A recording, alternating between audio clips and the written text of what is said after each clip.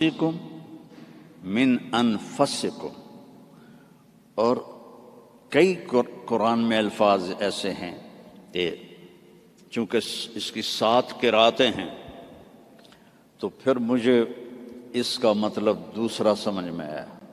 انفسکم تو ہے خاندان کی عزت اور اونچائی اور بلندی۔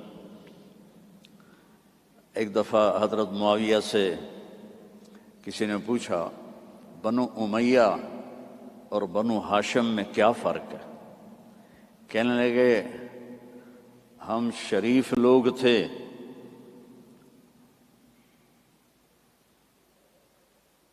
اور ہاشم شریفوں کا سردار تھا۔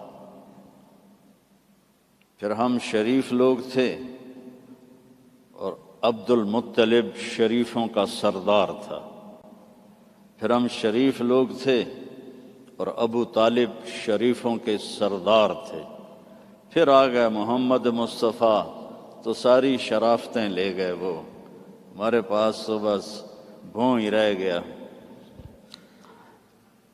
من انفسکم، اب ہے من انفسکم۔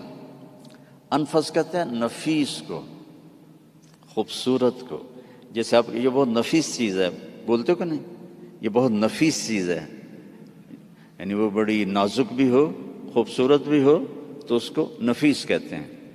من انفسکم میں آپ کے حسن و جمال کی طرف اشارہ ہے کہ میں نے ایک رسول بھیجا ہے۔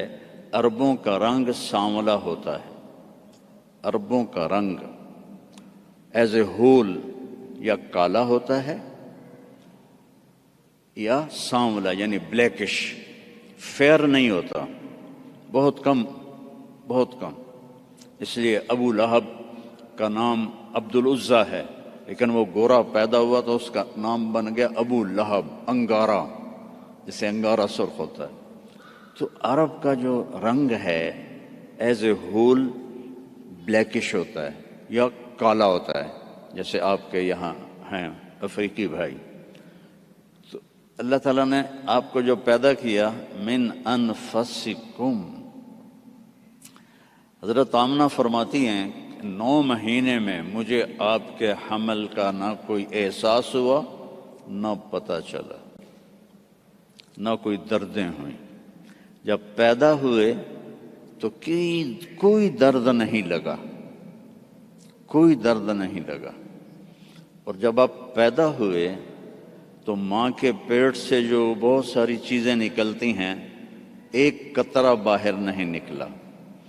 اور جب آپ پیدا ہوئے تو بچے کے اوپر بہت سارا کیچڑ ہوتا ہے، اس کو پھر نہلاتے ہیں، آپ صاف ستھرے پیدا ہوئے، بالکل صاف۔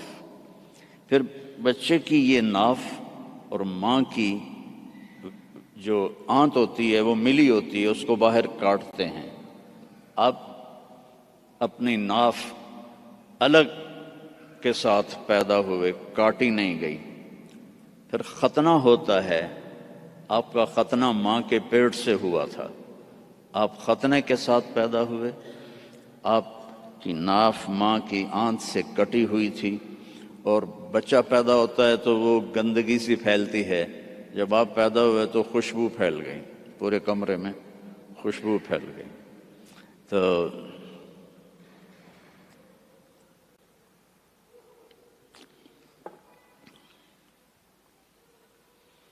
اب وہ آپ کی جو دائی تھی وہ حیران ہو کے دیکھ رہی تھی کہ یہ کیسا بچہ ہے۔ تو اسی حیرت میں ان کو حضرت آمنہ کے پہلو میں لیٹایا۔ یہ بچہ کتنی عمر کا ہے؟ 15 منٹ، 20 منٹ، آدھا گھنٹہ۔ تو آپ ایسے لیٹے ہوئے ہیں، ایک دم کروٹ بدلی، جیسے مضبوط آدمی کروٹ بدلتا ہے، اور ہاتھ یہاں رکھے اور یوں سجدے میں چلے گئے، جیسے بڑے سجدہ کرتے ہیں، لیٹے یا نہیں، گھٹنے اٹھائے، ہاتھ اٹھائے اور اس طرح سجدہ کیا آپ نے، اور لمبا سجدہ، اور اس کے بعد آپ نے سجدے سے یوں سر اٹھایا، دونوں ہاتھ سیدھے کیے۔ وہ بچہ تو ہل بھی نہیں سکتا، یہ کیا کر رہا ہے؟ یوں کیے اور سینے کو یہاں کیا اور پھر اس ہاتھ کو اوپر کیا اور اپنا سر بھی اوپر کیا